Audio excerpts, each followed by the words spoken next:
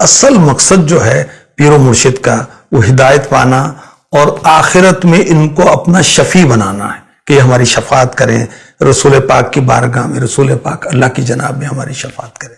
یہ نیت ہونی چاہیے. اعلیٰ حضرت نے یہ ارشاد فرمایا ہے کہ جو مشائخ ہیں وہ اپنے مرید کی مدد کرتے ہیں دنیا میں، نزا میں، قبر میں، قیامت میں، میزان پر، پل صراط پر. اب دیکھیں کیسے معاملات ہیں یہ. خاص طور پر کسی کو اپنا پیر بنانا ہے، کوئی نسبت قائم کرنی ہے، تو یہ چیزیں ذہن میں ہونی چاہیے. اچھا، ان کی برکت سے جب ہم ان کی تعلیمات پر عمل کریں گے، مثلا امیر اہل سنت کی تعلیمات پر عمل کریں گے، تو امیر اہل سنت کی تعلیمات پر عمل کر کے رزق حلال کمائیں گے، اس میں برکت ہوگی.